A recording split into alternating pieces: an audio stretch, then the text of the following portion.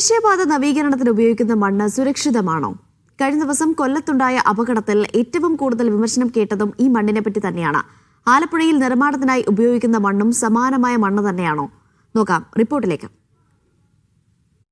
കഴിഞ്ഞ ദിവസമാണ് കൊല്ലത്ത് ദേശീയപാതയിൽ വലിയൊരു വിള്ളലുണ്ടാകുന്നത്.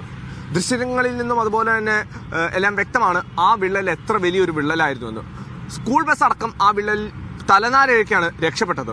ഇപ്പോൾ നമ്മൾ നിൽക്കുന്നത് ആലപ്പുഴയിലും സമാനമായ ദേശീയപാത നവീകരണത്തിന്റെ ഭാഗമായി ഇട്ടിരിക്കുന്ന സാമഗ്രികൾക്ക് മുന്നിലാണ്. ഇത് കളിമണ്ണാണ്.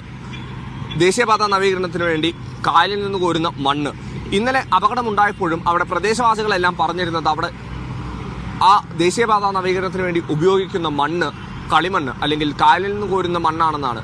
ഇപ്പോൾ ഈ ദൃശ്യങ്ങളിൽ നിന്ന് കാണുന്ന ഈ വെളുത്ത പാടുകൾ ശരിക്കും കക്കത്തോടുകളാണ്. ഈ കക്കത്തോടുകൾ ഭാവിയിൽ ഇപ്പോൾ ഈ ഒരു കക്കത്തോട് ഇത് ഇപ്പോൾ നവീകരണത്തിന് വേണ്ടി റോഡുകളിൽ ഉപയോഗിക്കുമ്പോൾ സ്വാഭാവികമായിട്ടും ഇത് നാളെ ദ്രവിക്കും. അതായത് കുറച്ച് നാളുകൾ കഴിയുമ്പോൾ ഈ സാധനം ദ്രവിക്കുമ്പോൾ സ്വാഭാവികമായിട്ടും വിള്ളലുകൾ ദേശീയപാതയിൽ രൂപീകരിക്കപ്പെടും. ഇത്തരത്തിലുള്ള ഒരു ഉദാഹരണമായിരുന്നു കഴിഞ്ഞ ദിവസം കൊല്ലത്തും നടന്നിരുന്നത്.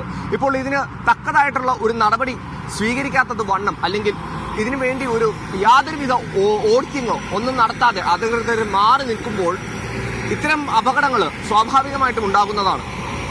ഇതിന് കൃത്യമായിട്ടൊരു നടപടി എന്തുകൊണ്ട് ഭരണതലപ്പത്തിരിക്കുന്നവർ ചെയ്യുന്നില്ല എന്ന വലിയൊരു ചോദ്യത്തിൽ നിന്ന് തന്നെയാണ് ഇത്തരം അപകടങ്ങൾ നമ്മുടെ മുന്നിൽ ഉണ്ടാകുന്നതും. ഇനിയും ഇതുപോലെ അപകടങ്ങൾ ഉണ്ടാകാതിരിക്കാൻ കൃത്യമായ ഓഡിറ്റിംഗ് അത്യാവശ്യമാണ്. ആലപ്പുഴയിൽ നിന്നും ക്യാമറ പേഴ്സൺ ലേഷ് കാനിക്കാവിനോടൊപ്പം ഇസ്സത്ത് സുൽഫിക്കർ, മീഡിയ.